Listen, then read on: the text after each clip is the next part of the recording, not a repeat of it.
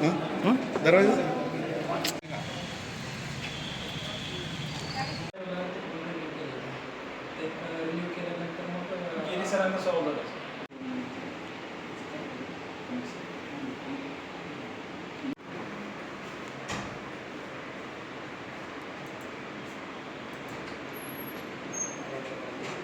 शासनाचं धोरण आहे की प्रत्येक शासकीय कार्यालयामध्ये ई ऑफिस चालू झालं पाहिजे, जेणेकरून झिरो पेंडन्सी आपण राबवू शकू. त्या अनुषंगाने जिल्हा परिषद धाराशिवनं ई ऑफिस प्रणाली सुरुवात केलेली आहे. सध्या सामान्य प्रशासन विभागामध्ये ती कार्यरत आहे. एकूण 15 डिपार्टमेंट आपले आहेत. त्यातले 264 कर्मचाऱ्यापैकी 254 कर्मचारी हे ऑनबोर्ड आहेत, त्यांना रोल असाईन करण्यात आलेला आहे आणि येत्या ऑगस्टपर्यंत आपण पूर्णपणे ती प्रणाली चालू करत आहोत. यासाठी माननीय CEO सरांनी GPSमधून 1 कोटी रुपयांची तरतूद केलेली आहे. त्यातून संगणक खरेदी, प्रिंटर खरेदी, स्कॅनर खरेदी आम्ही करणार आहोत आणि आवश्यकतेनुसार तरतूद आम्ही वाढवणार आहोत. याचं ट्रेनिंगसुद्धा आम्ही या महिन्यामध्ये 15, 16, 17 तारखेला आयोजित केलेलं आहे. प्रणाली कार्यरत होण्यापूर्वी सर्व कर्मचाऱ्यांना प्रशिक्षण देण्याचा आमचा मानस आहे, जेणेकरून ऑगस्टमध्ये पूर्ण त्याच्यानं क्षमतेनं आम्ही ते काम करू शकू. काय फायदा होईल लोकांना? निश्चितच आता लोकांना फायदा होणार आहे.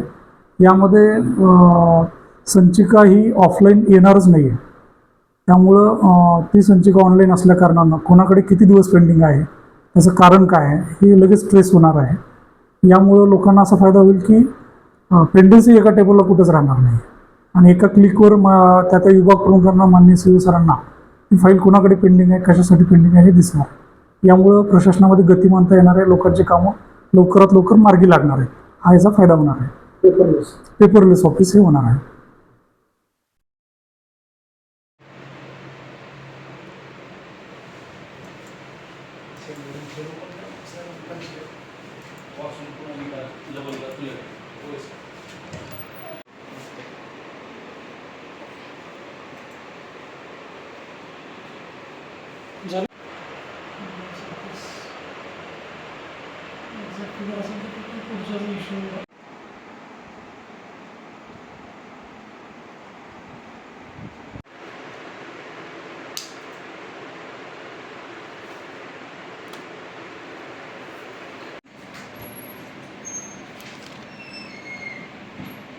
जिल्हा परिषद धाराशिवमध्ये आता शासनाचे सूचना आणि मार्गदर्शनप्रमाणे ई ऑफिस प्रणालीवर फाईल हँडलिंग चालू झालेलं आहे. आमचे जिल्हा परिषदेमध्ये जेवढा डिपार्टमेंट आता कार्यरत आहे ते सगळे डिपार्टमेंटचे सगळे कर्मचारी जे फाईल हाताळतोय आमच्यापासून सुरू करून एकदम खालच्या जे क्लार्क आहे त्यांच्यापासून सगळ्यांच्या शासकीय ईमेल ID ही जनरेट झालेला आहे. सर्व लोक जे आहे ऑनबोर्ड ही प्रत्येक डिपार्टमेंट, प्रत्येक विभाग आणि विभाग प्रमुख ते सगळे ऑनबोर्ड झालेलं आहे. आता फाईली जे हातात एक टेबलपासून दुसऱ्या टेबलपर्यंत घेत असत होते ते आता ऑनलाईन एक क्लिकमध्ये कम्प्युटरमध्ये ते एक टेबलपासून दुसऱ्या टेबलमध्ये जाऊ शकेल.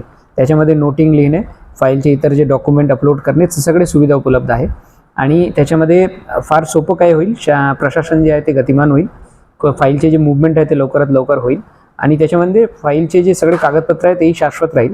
त्याच्यामध्ये फाईलमध्ये कागद टॅम्परिंग किंवा इतर जी गोष्ट आहे त्याची काही संभावना राहणार नाही आहे आणि फाईल ट्रॅकिंगसुद्धा याच्यामध्ये त्याची प्रोव्हिजन आहे. म्हणजे एका टेबलावर किती दिवस फाईल पेंडिंग आहे किंवा किती डिले झाला, काय झालं तेही दिसेल. तर फाईल ट्रॅकिंगचे सिस्टम जेणेकरून उपलब्ध आहे आणि त्याच्यामध्ये फाईल लवकरात लवकर वाचून कशी फाईल क्लिअर करतील त्याची सुविधा याच्यामध्ये आहे. याच्यामध्ये एक अजून जे चांगला त्याची फॅसिलिटी आहे की सही नकल करता येणार नाही, कारण सगळे साईन्स आहे ते आधार कार्डचे आधार नंबरवर लिंक जे आहे ते साईन आहे. तर एक माणसाच्या साईन त्यांनाच करावं लागेल, वेगळा कोणी करू शकत नाही. आणि बॅकडेटमध्ये किंवा असे जे प्रकरण होते काही ठिकाणी असेही निदर्शनास येत आहे तेही बंद होईल, कारण म्हणजे कमीत कमी होईल, कारण त्याच्यामध्ये डेट जे साईनचे दिवस कम्प्युटर्स जनरेटेड आहे म्हणून त्याच्यामध्ये काही हे करता येत नाही. आमचे आता सगळे लोक ऑनबोर्ड झालेलं आहे, पण याच्यामध्ये आमचे हेच प्रयत्न आहे की नवीन जे सगळे फाईल आहे ते आम्ही ई ऑफिसमध्ये कन्वर्ट करू आणि जे सगळे फाईल जुनं आहे म्हणजे ज्याच्यामध्ये फाईल ऑलरेडी खूप वाढलेले आहे त्याच्यामध्ये हे सगळे स्कॅन करून ते सगळे अपलोड करावं लागेल आणि त्याच्यासाठी आमचे ई ऑफिससाठी आम्हाला काही कम्प्युटर आणि स्कॅनरही आम्ही परचेस करणार आहोत आता.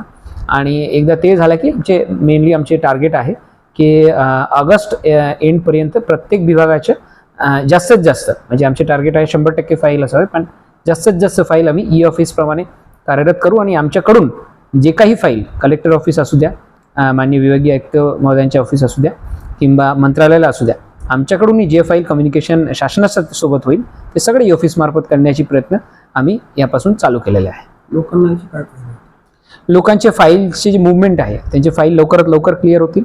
बरेच ठिकाणी काय होतोय की जुना फाईल असेल, एखादा कागद ते डिस्प्लेस होतोय, त्याची याच्यामध्ये संभावना नसणार आहे.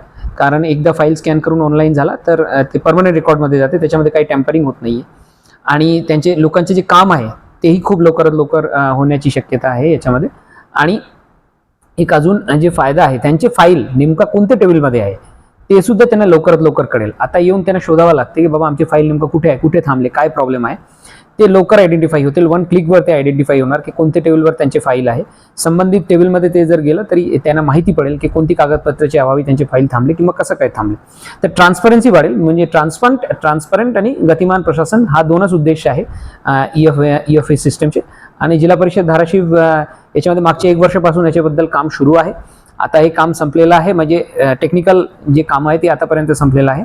आता प्रत्येक फाईल लवकरात लवकर स्कॅन करून कसे अपलोड करता येईल त्याच्याबद्दल GAD डिपार्टमेंट स्पेसिफिकली आणि इतर विभाग, आमचे डेप्टी CEO GADचे नोडल आहे, त्यांनी खूप प्रयत्न याच्यामध्ये त्यांच्या डिपार्टमेंटवरून चालू आहे, जेणेकरून आम्ही ऑगस्ट सप्टेंबरपर्यंत याचा 100% इम्प्लिमेंट करू.